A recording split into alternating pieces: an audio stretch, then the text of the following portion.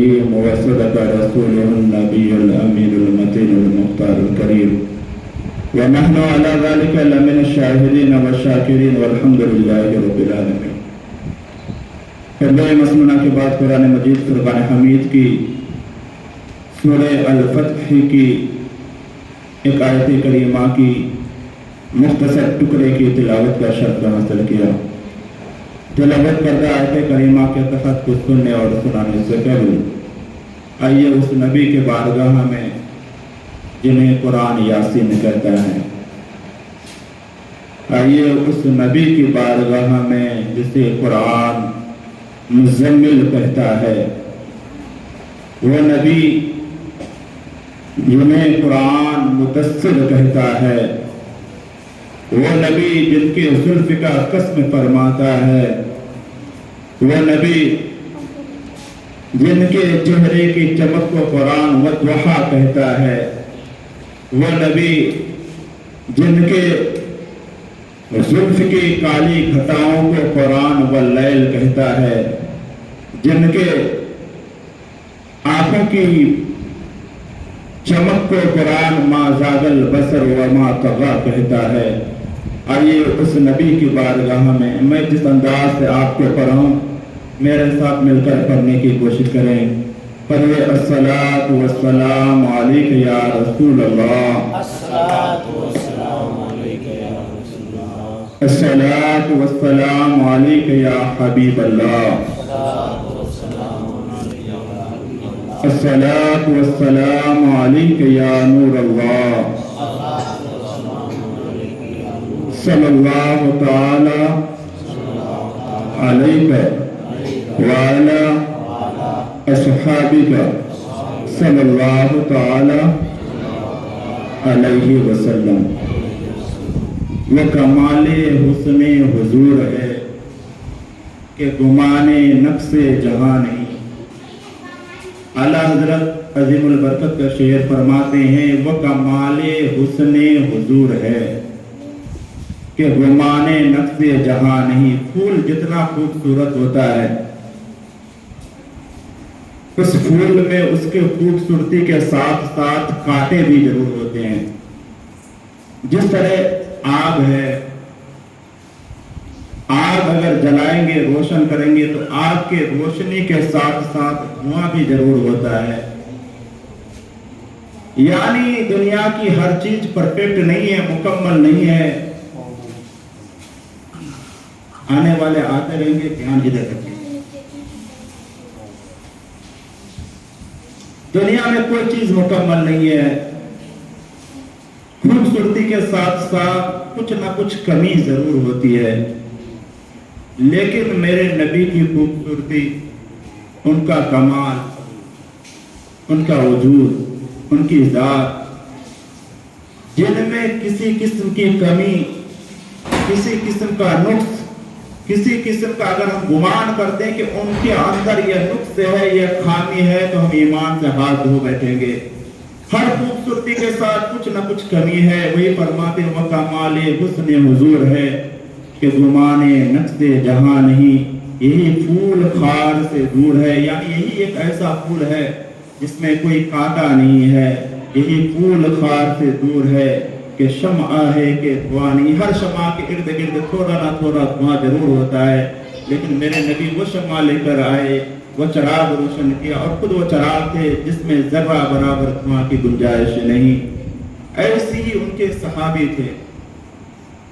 میری تقریر کا موضوع حضرت ابوبکر صدیق ہے، اور ایک فرقہ ہے امام حسین کی محبت میں اتنا ڈوب گیا، مولا علی کی محبت میں اتنا غرق ہو گیا. ضروری ہے مولا علی سے بھی محبت کریں، امام حسین سے بھی محبت کریں، لیکن بغض ابو بکر سینے میں داخل نہ ہو. ایک شاعر ہے وہ کہتے ہیں کہ حب حیدر میں، حیدر مولا علی مشکل کشا کا لقب ہے، کنیت ہے.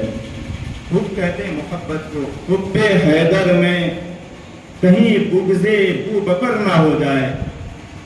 حب حیدر میں یعنی علی رضی اللہ تعالیٰ عنہ کی محبت میں کہیں تمہارے سینے کے اندر بغض ابو بکر داخل نہ ہو. حب حیدر میں کہیں بغض ابو بکر نہ ہو جائے، اس لیے ہر سنی کے گھر میں حسین ہوتے ہیں۔ یعنی جو حسین کو مکمل طریقے سے مانتا ہے، جس طرح ماننے کا حق اور محبت کرنے کا حق ہے، وہ کبھی بغض ابو بکر نہیں رکھے گا اپنے سینے میں۔ حضرت ابو بکر صدیق کی ذات وہ ذات ہے، فرماتے ہیں ہر فضیلت کے وہ جامع ہیں، یعنی دنیا کی جتنی فضیلتیں ہیں، کہنے والوں نے یہاں تک کہا اور آج تک خطبے میں کہا جاتا ہے، افضل البشر بعد الانبیاء بالتحقیق، یعنی نبوت والوں کے سوا، انبیاء کرام کے سوا، نبیوں کے علاوہ اگر کوئی ذات ہے، اگر کسی کی شخصیت ہے، افضل البشر بعد الانبیاء بالتحقیق ابو بکر صدیق۔ اب یہ صدیق کہتے کس کو؟ میں نے شعر کہا تھا کہ ہر فضیلت کے وہ جامع ہیں نبوت کے سوا، یعنی ان کے پاس صرف نبوت نہیں تھی، باقی ہر فضیلت ان کے گود میں تھا۔ صدیق ایک ہوتا ہے صادق، ایک ہوتا ہے صدیق، دونوں چیز میں فرق یہ ہے۔ صادق، میں نے کہا کل یہاں مجلس ہوئی تھی، جو چیز کل ہو جائے میں نے آپ کو سچا خبر دے دیا، اس کو کہتے ہیں صادق۔ میں نے آپ کو یہ کہا یہاں کل مجلس ہوگی، میرے جیسے میں نے آپ کو کہا کہ یہاں مجلس ہوگی، کل ایسی مجلس قائم ہو گیا، یعنی ابھی وہ کام ہوا نہیں، میں نے آپ لوگ کو پہلے بتا دیا۔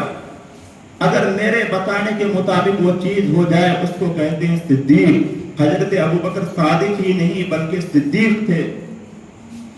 جس دن انہوں نے ایمان لایا، پہلے دن ہی نبی کریم صلی اللہ علیہ وسلم سے فرمایا، یا رسول اللہ، اسلام کو مال کی ضرورت ہے۔ نبی نہیں کہہ رہے کہ ابو بکر مال کی ضرورت ہے، ابو بکر صدیق نبی کو کہہ رہے ہیں، یا رسول اللہ صلی اللہ علیہ وسلم، اسلام کو مال کی ضرورت ہے، میرے طرف سے ابھی ایمان ہی لائے، پہلا ہی دن ہے، پہلا ہی دن راہ خدا میں سرکار کے بارگاہ میں جا کر کہہ رہے ہیں، یا رسول اللہ صلی اللہ علیہ وسلم، اسلام کو، دین اسلام کی تبلیغ کے لیے مال کی ضرورت ہے۔ ابو بکر کے طرف سے 40,000 درہم آپ کے قدموں میں نچھاور ہے۔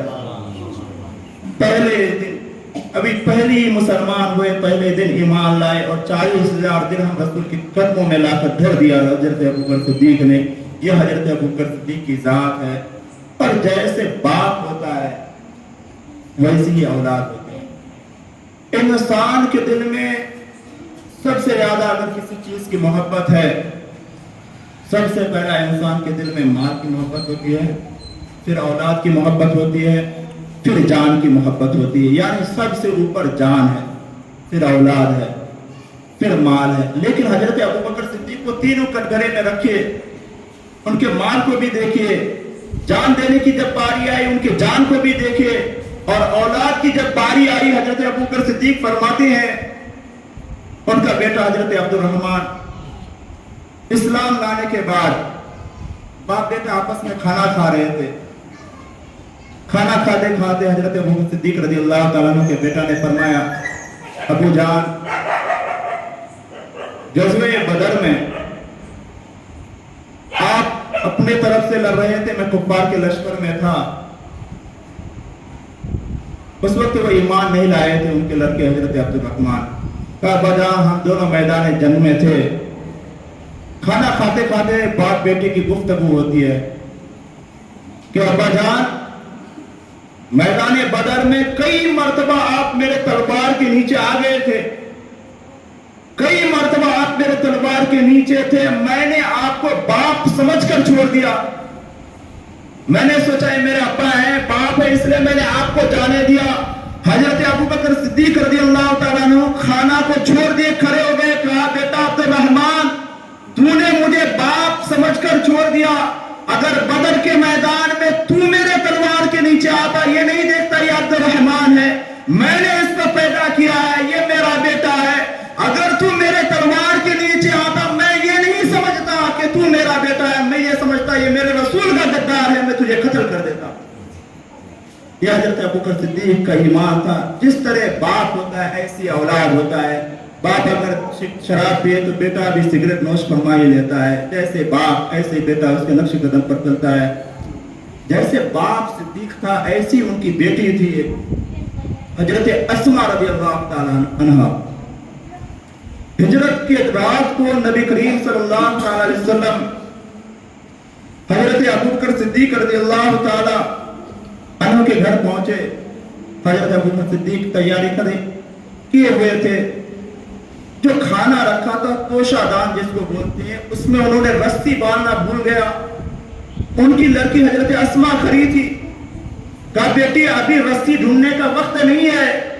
عرب کی عورتیں کمر میں پٹکا باندھتی تھی, کپڑا باندھتی تھی. کہا اپنے کپڑا کو 2 ٹکڑا کر دو.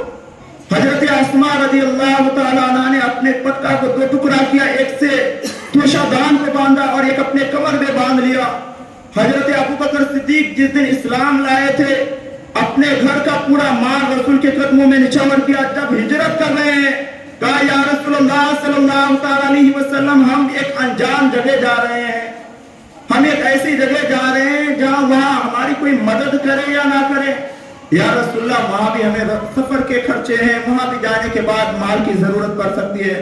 حضرت ابوبکر صدیق نے اپنے گھر کے تمام مال کو اکٹھا فرمایا اور اس کو باندھ لیا اور اپنی بیٹی سے کہا اے اسما. اور حضرت ابوبکر صدیق کے جو والد تھے حضرت ابو قحافہ, وہ آنکھ سے نابینا تھے, نہیں دیکھ سکتے تھے. کہیں گے اگر تمہارے دادا پوچھ لے کہ تمہارا باپ کہاں گیا ہے تو بتا دینا, اور پوچھے کہ کیا چھوڑ کر گیا ہے, میں تو سب چیزوں کو لے کر جتنے ہمارے پاس درہم و دینار ہیں سب کو لے کر جا رہا ہوں. اگر باپ پوچھے تو وہ مایوس ہو جائیں گے کہ گھر میں ابوبکر ہمارے لیے کچھ نہیں چھوڑا. تو ایسا کرنا, ایک بوری میں کنکریوں کو جمع کر لینا, ایک بوری میں کنکر جمع کر لینا. وہ تو دیکھ نہیں سکتے, اور ان کے سامنے جب وہ پوچھے تو ہی بتانا, اگر نہ پوچھے تو کچھ مت بتانا. اگر وہ پوچھے تو کیا چھوڑ کر گیا ہے یہ مت کہنا کہ دینار و درہم چھوڑ کر گیا ہے, یہ تھیلی ان کے سامنے رکھ دینا اور کہنا یہ چھوڑ کر گیا ہے. حضرت ابوبکر صدیق چلے گئے. صبح ہوئی, حضرت ابوبکر صدیق کے والد نے حضرت اسما کو بلایا, کہا بیٹی تمہارا باپ کہاں ہے؟ کہا وہ چلے گئے. کہا ہمارے لیے کیا چھوڑ کر گئے ہیں؟ وہ تھیلی کو سامنے رکھا. تھیلی کو سامنے رکھنے کے بعد کہا یہ چھوڑ کر گئے ہیں. حضرت ابوبکر صدیق کے والد نے اس تھیلی میں ہاتھ کو ڈالا. کہا بیٹی یہ کیا ہے, کچھ سمجھ میں نہیں آ رہا ہے. حضرت اسما کشمکش میں پڑ گئی کہ ابا نے بتایا تھا کہ بتانا مت کیا چھوڑ کر گئے ہیں. اگر کہیں گے کنکر ہے تو یہ دھوکہ دینا ہوا, اگر کہیں گے کہ تمام گھر کو لے کر چلے گئے, تمام گھر کے خزانے کو, تو یہ مایوس ہو جائیں گے. حضرت اسما دیکھیں صدیقہ کسے کہتے ہیں, صدیق باپ کی صدیقہ بیٹی تھی, یعنی جھوٹ نہیں بولنا چاہتی تھی. لیکن فرمایا اگر کہہ دوں کہ کچھ نہیں ہے تو بھی مایوس ہوں گے, اگر کہیں گے کنکر ہے تو بھی مایوس ہوں گے. کہا دادا کے دل کو خوش کرنے کے لیے کہہ دیا کہ دادا حضور اس میں میرے باپ اشرفیوں کو چھوڑ کر گئے. حضرت اسما کو اتنا کہنا تھا, وہ زبان میں اتنا کہی کہ اشرفیاں رکھ کر گئی ہے ہمارے ابا حضور حضرت ابوبکر صدیق.